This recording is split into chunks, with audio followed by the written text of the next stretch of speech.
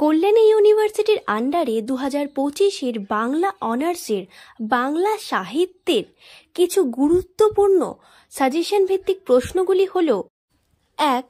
চর্যা গানগুলিতে সমকালীন বাংলাদেশের সামাজিক জীবনের যে ছবি ফুটে উঠেছে তা আলোচনা করো। নাম্বার 2. বাংলা সাহিত্যের ইতিহাসে শ্রীকৃষ্ণ কীর্তন কাব্যটির গুরুত্ব আলোচনা করো। নাম্বার 3. ভাগবত পুরাণ অনুবাদে মালাধর বসুর কৃতিত্ব আলোচনা করো।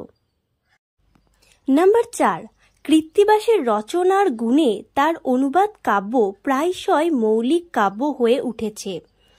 কৃত্তিবাস অনুদিত রামায়ণ পর্যালোচনা করে এই মতের সত্যতা বিচার করো। নাম্বার 6.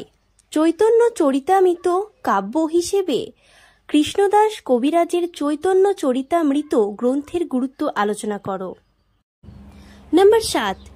চৈতন্য জীবনী কাব্য হিসেবে বৃন্দাবন দাসের চৈতন্য ভাগবত কাব্যের গুরুত্ব আলোচনা করো ও বৃন্দাবন দাসের কবি কৃতিত্ব বর্ণনা করো।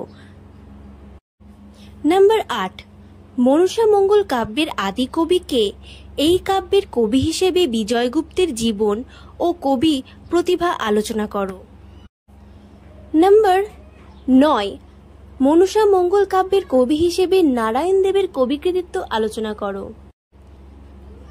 নাম্বার 10. বৈষ্ণব পদাবলিকার হিসেবে জ্ঞানদাসের ভূমিকা আলোচনা করো। নাম্বার 11. গোবিন্দ দাসের ভূমিকা আলোচনা করো এবং নাম্বার 12. বৈষ্ণব পদাবলীর রচয়িতা বিদ্যাপতির সাহিত্যে তার অবদান সম্পর্কে আলোচনা করো। নাম্বার 13. ধর্মমঙ্গল কাব্যের অন্যতম কবি রূপরাম চক্রবর্তীর কাব্যের পরিচয় দিয়ে তার কবি কৃতিত্ব আলোচনা করো।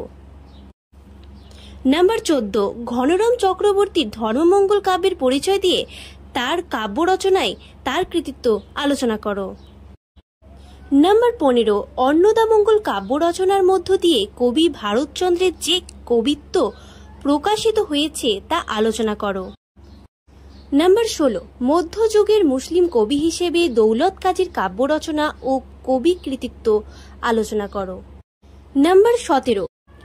মধ্যযুগের বাংলা সাহিত্যের ইতিহাসে আরাকান রাজসভার কবি সৈয়দ আলাওলের কবি কৃতিত্ব আলোচনা করো। নাম্বার 18. মহাভারতের শ্রেষ্ঠ অনুবাদক হিসেবে কাশিরাম দাসের কবি কৃতিত্ব আলোচনা করো। নাম্বার 19. শাক্ত পদাবলিকার কমলাকান্তের কৃতিত্ব আলোচনা করো। এবং লাস্ট নাম্বার 20. শাক্ত পদ রচনায় রামপ্রসাদ সেনের কৃতিত্ব আলোচনা করো।